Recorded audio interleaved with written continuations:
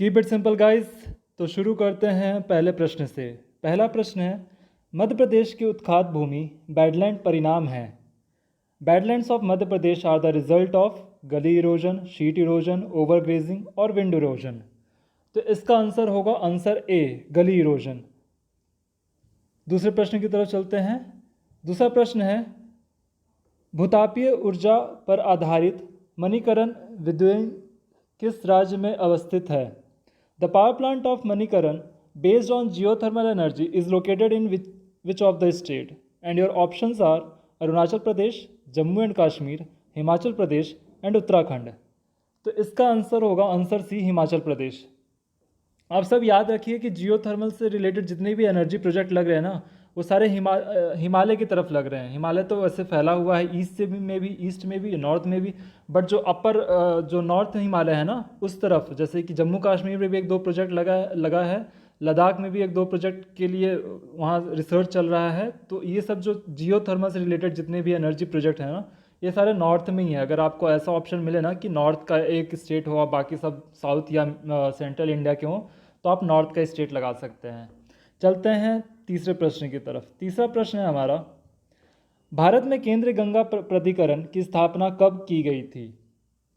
When was the central Ganga authority established in India? And your options are 1998, 1972, 2001 and 1985। इसका सही answer है 1985। The correct answer for this question is 1985। Guys, इस particular video में भले 10 question हो, but हम सारे टॉपिक से एक क्वेश्चन उठा के देख रहे हैं, सो दैट हमें पता चल जाए, आइडिया लग जाए कि मध्य प्रदेश MPPSC जो क्वेश्चन पूछता है वो टॉपिक वाइज किस तरीके से क्वेश्चन पूछता है।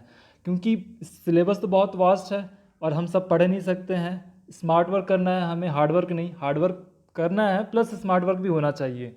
तो हमें पता होना चाहिए कि किसी भी टॉपिक से किस तरीके से क्वेश्चन पूछा जाता है। चौथे प्रश्न की तरफ चलते हैं। चौथा प्रश्न है हमारा, कौन सी गैस नोबल गैस कहलाती है? हाइड्रोजन, ऑक्सीजन, हीलियम या carbon dioxide? Which gas is known as noble gas? Hydrogen, oxygen, helium या कार्बन डाइऑक्साइड? तो ये तो बहुत ही सिंपल प्रश्न है, आप सब अवेयर ही होंगे। इसका आंसर होगा आंसर सी, हीलियम। पांचवा प्रश्न है हमारा, आलू है, आलू एक मूल है, फल है, कंद है, शलकंद है। Potato is a root, fruit, tuber, bulb. Guys, इसका answer none of the above है। चारों में से कोई आंसर नहीं है। इसका आंसर होगा स्टेम। ये रूट नहीं है, स्टेम है। रूट की जो आप बोलें कि रूट क्यों नहीं है, तो रूट का एक वो होता है कि रूट में बल्ब नहीं निकलते हैं, पर ये जो है ये बल्ब निकलता है। एक बल्ब से दूसरा बल्ब, दूसरे बल्ब से तीसरा बल्ब, तो ये इसके कारण ये डिफ्रेंशिएट हो जाता है रूट और स्टेम में। तो ये स्टेम का परिभाषा होता है। स्टेम, एक स्टेम से दूसरा, फिर उसके में से तीसरा ऐसा निकलता है। तो इस तरीके से ये स्टेम कहलाता है। क्योंकि आप जहाँ भी पढ़ेंगे तो आपको सिर्फ वन लाइनर मिल जाएगा कि स्टेम है, स्टेम है, स्टेम है, बट क्यों है ये रेयरली आपको कोई बताएगा। छठा प्रश्न है हमारा, निम्नलिखित में से कौन सी एक ऊष्मा की इकाई नहीं है? विच one of the following is not the unit of heat?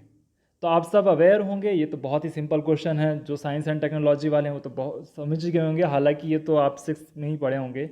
इसका आंसर होगा आंसर डी, वाट। वाट जो है ये यूनिट, जो ऊष्मा का जो है ना इकाई, वो नहीं है।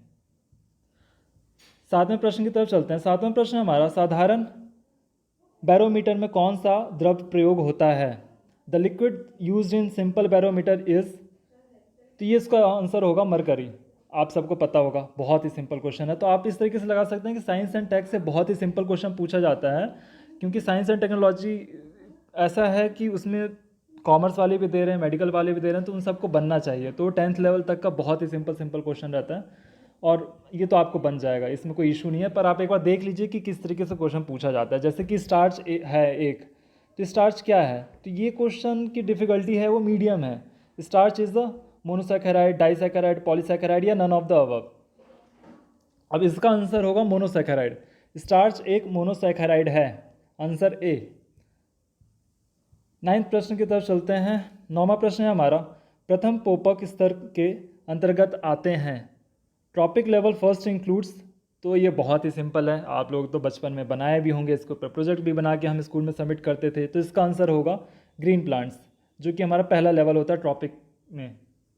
10वां और आखिरी प्रश्न की तरफ चलते हैं। हमारा 10वां प्रश्न है, निम्नलिखित में से कौन सा एक ऊर्जा कनवीकरणीय स्रोत है? विच one of the following is a renewable source of energy? तो ये रिन्यूएबल सोर्स ऑफ एनर्जी से मेंस में भी, इनफैक्ट प्रीलिम्स में भी कई तरीके से क्वेश्चन पूछा गया है। आज सब डेटा याद कर लीजिए कि renewable source, non renewable source में हम मध्य प्रदेश या इंडिया कितने यूनिट या कितना गीगावाट एनर्जी प्रोड्यूस करता है, और इससे रिलेटेड आप इस टॉपिक को तो पढ़ ही लीजिए बहुत अच्छे से, सो दैट कि आपका मेंस और प्री दोनों के लिए ये कवर हो जाए। इसका आंसर होगा answer D, sorry answer B होगा। इस which one of the following is a renewable source of energy? Renewable source of energy तो आंसर डी होगा ना। सोलर एनर्जी की बात कर रहा है, नॉन रिन्यूएबल की बात करता तो कोल आ जाता, न्यूक्लियर एनर्जी आ जाता, पेट्रोल आ जाता। तो इसका होगा सोलर एनर्जी। गाइस आप और बताइए और रिन्यूएबल सोर्सेस ऑफ एनर्जी के क्या होंगे? जैसे विंड एनर्जी हो गया, जियोथर्मल एनर्जी हो गया, वो भी कभी ख़त्म नहीं होगा, धरती ख़त्म हो जाएगी उसके कारण, पर वो ख़त्म नहीं होगा। सो गाइस इस पर्टिकुलर वीडियो में इतना ही।